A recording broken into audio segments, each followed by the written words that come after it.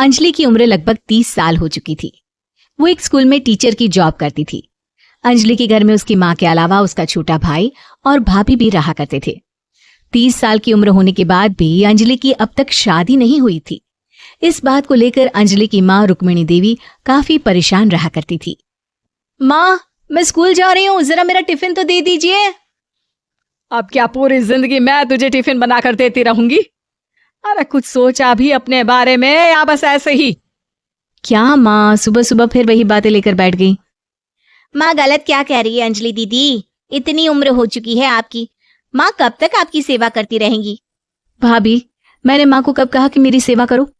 वैसे भी अपना टिफिन मैं खुद तैयार कर लेती हूँ, बस टेबल से उठाकर देने को ही तो कहा था। वैसे अंजलि दीदी, देखा जाए तो टिफिन उठाकर देने की उम्र तो आपकी है। आपका अपना घर परिवार बच्चे होते तो ये जिम्मेदारी आज आप पूरी कर रही होती। एक बात मेरी समझ में नहीं आती, अगर मेरी शादी नहीं हुई तो इसमें मेरी क्या गलती है और तुम सब लोग मेरे पीछे क्यों पड़े रहते हो? अरे कुछ कहना क्या पीछे पड़े रहना होता है? अपने छोटे भाई को देख, तुझसे 3 साल छोटा है लेकिन 2-2 बच्चे खेल रहे हैं आंगन में। मुझे आप लोगों की कोई बात नहीं सुननी, जा रही हूं मैं। और आप में से किसी को मेरा कोई काम करने की जरूरत नहीं है, मैं खुद संभाल लूंगी। इतना कहकर अंजलि वहां से चली जाती है। शाम को जब अंजलि अपने स्कूल से लौटकर घर वापस आती है तो उसने देखा कि पड़ोस वाली निर्मला चाची वहां पर बैठी हुई थी।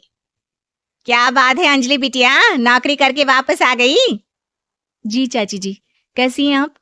मैं तो ठीक हूँ बेटा, तुम बताओ शादी के बारे में कुछ सोचा या नहीं? अरे रहने दीजिए ना, इससे तो शादी की बात करना ही बेकार है। कुछ भी कहो तो गुस्सा करती है, बात बात पर आंखें दिखाती है। माँ, आप ऐसा क्यों कह रही हैं? मैंने कब आप पर गुस्सा किया? अरे अंजलि बेटा, तुम्हारी माँ ठीक ही तो कहती है, 30 की होने आई हो, अब तुम्हें भी शादी वादी कर लेनी चाहिए। चाची जी, आप तो ऐसे कह रही हैं जैसे शादी करने से मैंने मना किया हो। रहने दीजिए निर्मला चाची, हमारी अंजलि दीदी को अभी तक उनकी पसंद का दूल्हा नहीं मिला ना, इसीलिए वो शादी नहीं कर रही।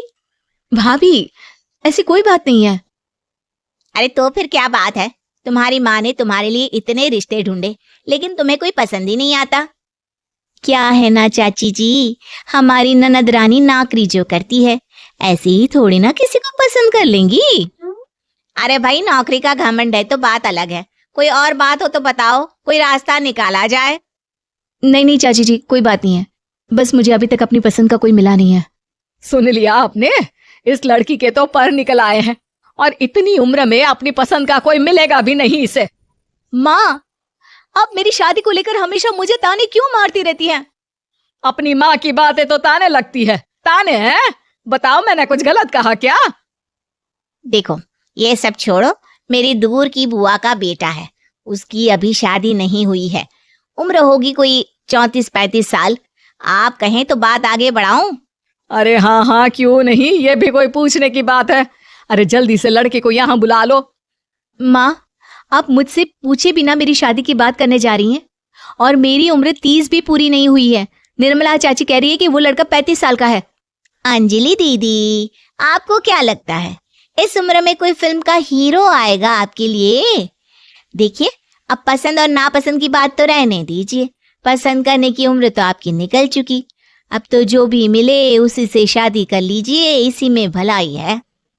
तेरी भाभी बिल्कुल ठीक कह रही है, अब जैसा रिश्ता मिले उसके लिए हाँ कर देना ताकि हम भी गंगा नहाए। ठीक है, चलिए मैं उस लड़के को कहती हूँ, वो कल ही अंजलि को देखने आ जाएगा। अगले दिन निर्मला चाची के दूर का रिश्तेदार अंजलि को देखने उसके घर आता है। उसका नाम था अजय।